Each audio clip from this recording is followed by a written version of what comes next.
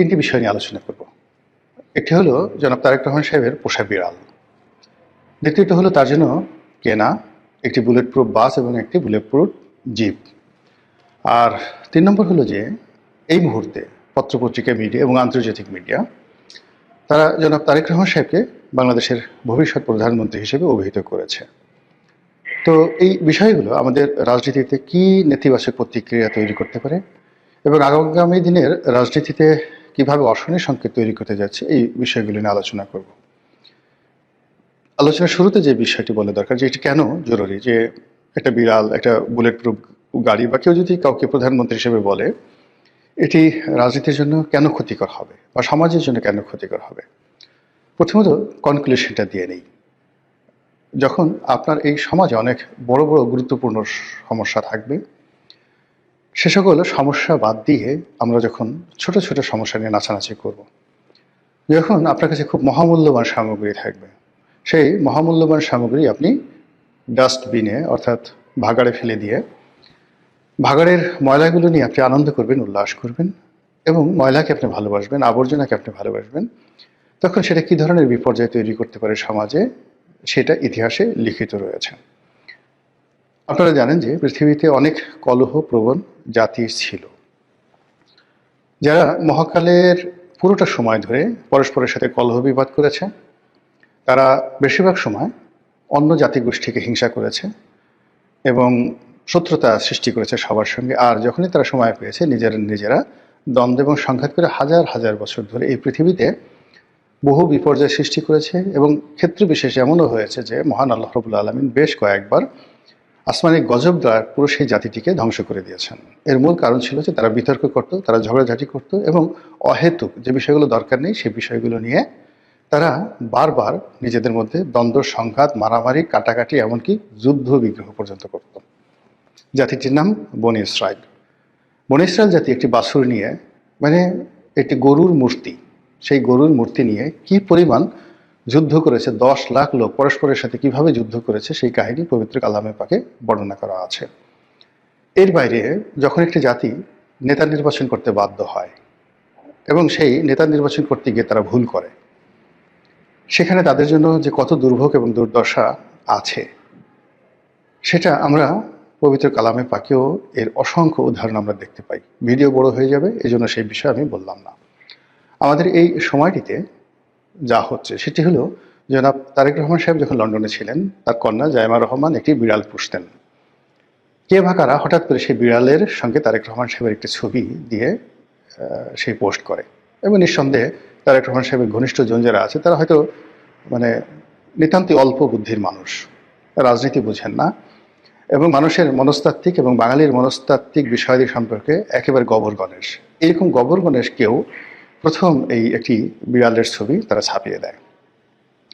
তো বিড়ালের ছবি যখন ফেসবুকে প্রকাশিত হয়ে গেল, এরপর থেকে বারবার শুধু বিড়াল বিড়াল বিড়াল, বিড়াল খায় কি, বিড়ালের নাম কি, তারপর বিড়ালের বাড়ি কোথায়, কোন দেশ, বিড়ালের সাথে তারেক রহমানের সাথে সম্পর্ক কি, বিড়াল কি তারেক রহমান সাহেবের কথা মতো চলে না বিড়ালের কথা মতো তারেক রহমান সাহেব চলে, এইরকম বিতর্ক যখন থাকলো বা চলতে থাকলো, ঠিক সেই সময়টাতে জনাব তারেক রহমান সাহেব সেই নিজে বক্তব্য দিয়ে তিনি বললেন যে বিড়ালটির নাম জেবু, তার কন্যার বিড়াল, আমরা সবাই তাকে ভালোবাসি। এবং এটা যারা বিএনপির পক্ষে লোক তারা বললেন যে হায় হায়, এর সে মহৎ ব্যক্তি আর পৃথিবীতে হয় না, এরকম প্রাণী প্রেম এই পৃথিবীতে কয়জন মহানায়কের রয়েছে, দেশ নায়কের রয়েছে, আমাদের নেতা কেবল মানুষকে ভালোবাসেন না, তিনি পশুকেও ভালোবাসেন, ইত্যাদি নানা রকম কথা। আর যারা এটা নিয়ে ট্রল করছেন তারা কি যে ভাবছেন, কি যে বলছেন, এটা বিএনপির লোকজন এখনো বুঝতে পারেনি। আর যখন বুঝতে পারবে তখন কিন্তু সর্বনাশ হয়ে যাবে। তারা সেটাকে নিয়ে মূলত যেটি বোঝার চেষ্টা করানো হয়েছে সেটা আমি বলতে পারবো না, এখানে আমার বলাটা ঠিকও হবে না। এখন দুর্ভাগ্য হোক সৌভাগ্য হোক, সেই যে বিড়ালটি সেটি জনাব তারেক রহমান সাহেব বাংলাদেশে এনেছেন, তাকে আলাদা পাসপোর্ট করা হয়েছে, ভিসা করা হয়েছে এবং এটা নিয়ে তিনি বাংলাদেশে আসার আগে বহুবার ট্রল হয়েছে যে নেতার ভিসা হয়নি কিন্তু বিড়ালের ভিসা হয়েছে, নেতার পাসপোর্ট নেই বিড়ালের পাসপোর্ট আছে, ইত্যাদি নানা রকম কথাবার্তা। আবার তিনি যখন বাংলাদেশে এসে গেছেন, আসার পরে সেই বিড়ালকে কার্টুন বানিয়ে, বিড়ালকে উপলক্ষ করে সোশ্যাল মিডিয়াতে যে সকল ট্রল হচ্ছে, এটি জিয়া পরিবারের জন্য নিঃসন্দেহে মারাত্মক বিপর্যয় সৃষ্টি করবে। এর কারণ হলো কোনো একটি মানুষকে আপনি যদি ছোট করতে চান, মানে কোনো একটি সম্মানিত ব্যক্তিকে যদি অসম্মান করতে চান, তাহলে যে কোনোভাবে হোক না কেন তাকে তুলনামূলকভাবে ইতর শ্রেণীর প্রাণী তাদের সঙ্গে আপনি তুলনা করলেই হয়ে যাবে, বা তাদের সঙ্গে এক টেবিলে বসিয়ে দিলেই হয়ে যাবে। যেমন নরেন্দ্র মোদীকে গরুর চোনা, গরুর মুদ, গোমূত্র এবং গরু ভক্ত, গরুর পুত্র, এই ধরনের কথাবার্তা বলে তাকে হেয় করতে করতে এমন একটা জায়গায় নিয়ে আসা হয়েছিল। ফলে বিজেপি কিন্তু এখন সেই গোমূত্র প্রকল্প, গোবর প্রকল্প, গরু প্রকল্প, এই সকল প্রকল্প থেকে তারা কিন্তু সরে এসেছে। এরপর অতিমানব হওয়ার জন্য নরেন্দ্র মোদী লম্বা দাড়ি রাখলেন, যোগব্যায়াম শুরু করলেন এবং সমুদ্রের নিচে তিনি ধ্যান করছেন, তারপরে প্যারাট্রুপার হওয়ার চেষ্টা করছেন, মহাশূন্যে উঠছেন, এই সকল জিনিস নিয়েও মারাত্মক ট্রল হলো। এবং সেক্ষেত্রে নরেন্দ্র মোদীর যে ইমেজ ছিল সেই ইমেজটা নামতে থাকলো, এবং সেখান থেকেও কিন্তু বিজেপির যারা লোকজন আছে তারা নরেন্দ্র মোদীকে নিবৃত্ত করে আজকের এই জায়গাতে তারা আবার নিয়ে আসার চেষ্টা করছেন, যদিও তারা এখনো সফল হননি। নরেন্দ্র মোদী নিজের অনেক যাকে বলা হয় সততা দেখাতে গিয়ে কতগুলো কথা বলেছে, যেমন তিনি চা বিক্রেতার ছেলে, পার্টির জন্য তার স্ত্রীকে ত্যাগ করেছেন, ইত্যাদি ইত্যাদি নানা রকম কথাবার্তা জানিয়ে সমাজ মারাত্মক ট্রল করেছে যে একজন চা বিক্রেতার পক্ষে আসলে দেশ চালানো সম্ভব নয়, এ ছোট লোক, এর কোনো কিছু নেই, এর মন মানসিকতা ছোট, এই এত বড় রাজভাণ্ডার চালাবে কি করে। আমি জাস্ট এই উদাহরণটা দিলাম। যারা তারেক রহমান সাহেবকে এই মুহূর্তে অতি মানব বানানোর চেষ্টা করছেন, সিম্পল সাধারণ মানুষ বানানোর চেষ্টা করছেন, অসাধারণ কিছু অভিব্যক্তি তার দ্বারা প্রকাশ করার চেষ্টা করছেন, আলটিমেটলি এটা মানে হয় না। রাজা রাজার মতোই থাকতে হয়। আপনি দেখুন, কত হাজার বছর আগে রাজার জন্য একটা সিংহাসন বানানো হতো, একটা রাজমুকুট তৈরি করা হতো, বিশেষ পোশাক তার জন্য বানানো হতো। তারপর তিনি যখন অন্দরমহলে ঢুকবেন তখন সানাই নহবত বাজানো হতো।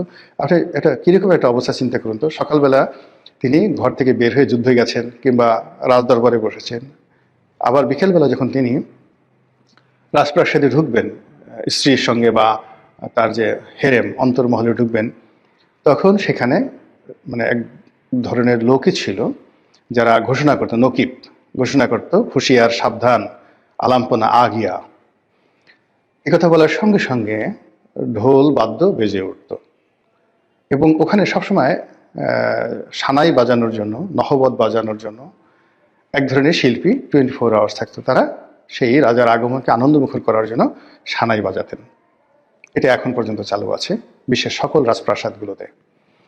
এবং অকেশনালি এই যে দেখুন, ইংল্যান্ডের রাজাদের জন্য ঘোড়া, তাদের জন্য ঘোড়ার গাড়ি এবং যত রাজ অভিষেক কেন সেইভাবে হয়, এর কারণ হলো মানুষ রাজাকে রাজার মতো দেখতে চায়, রাজাকে কখনো ফকিরের মতো দেখতে চায় না। তো সেই অর্থে যখন কোনো একটি রাজাকে হেয় করার জন্য প্রয়োজন পড়ে, তখন খুব কৌশলে তার সঙ্গে একটি পশুকে জুড়ে দেওয়া হয়। আপনি যেমন ধরুন ইয়াজিদ। তো ইয়াজিদের নাম তো আপনারা সবাই জানেন, তার একটি পোষা বিড়াল ছিল, নয় বানর ছিল। তো সেই বানরটিকে নিয়ে সেই মানে যাকে বলা হয় রাজদরবারে যারা লোকজন, তারা এতটা চালাকি করতেন, সেই চালাকি করার ফলে কি হতো, সবাই মনে করতেন যে বানর ছাড়া আসলে মানে বানরকে আদর করা ছাড়া, বানরকে প্রিভিলেজ দেওয়া ছাড়া, বানরের বন্দেগি করা ছাড়া কোনো অবস্থাতেই ইয়াজিদের কাছে যাওয়া যাবে না। এবং এই চাটুকার শ্রেণী তারা কি করলো, রাজদরবারে ইয়াজিদের জন্য যে সিংহাসন তৈরি করা হয়েছিল সেই সিংহাসনের পাশে বানরের জন্য একটা সিংহাসন তৈরি করা হয়েছিল। এবং অনেক বড় বড় আমির উমরা, তারপর অনেক বড় বড় যাকে বলা হয় জেনারেল, গভর্নর, তারা এই ইয়াজিদকে খুশি করার জন্য নিজেরা বানর পোষতেন। এর মধ্যে আবদুল্লাহ বিন জিয়াদ, যিনি কুফার গভর্নর ছিলেন এবং যার হাতে হযরত ইমাম হুসেন রাদিয়াল্লাহু তাআলা আনহু নিহত হয়েছেন, ইনিও এই ইয়াজিদের অনুকরণে বানর এর জন্য একটা সিংহাসন তৈরি করেছিলেন। এটা ইতিহাস। তো সেই দিক থেকে এখন বাংলাদেশের দুটো গ্রুপ হয়ে গেছে। একটা গ্রুপ এই জেবুকে নিয়ে বাড়াবাড়ি করছে, জেবু ভালো, এরকম ইত্যাদি ইত্যাদি। বিএনপির পক্ষের লোক, আমি সেটা বলবো না। বিপক্ষের লোক যেটা করছে সেটা হলো এই যারা মানে জেবুকে নিয়ে বাড়াবাড়ি করছে বা বিড়ালকে নিয়ে বাড়াবাড়ি করছে, তাদেরকে ছোট করার জন্য নানা রকম শব্দ, নানা রকম বাক্য, নানা রকম কার্টুন দিয়ে পুরো ইন্টারনেট সয়লাভ, দেখা যায় না, শোনা যায় না এই জিনিসগুলো। এই আবার অন্যদিকে যেটা হচ্ছে, বিএনপির যারা লোকজন আছে তারা মনে করছে যে এই কাজগুলো জামাতি বট বাহিনী করছে, এই কাজ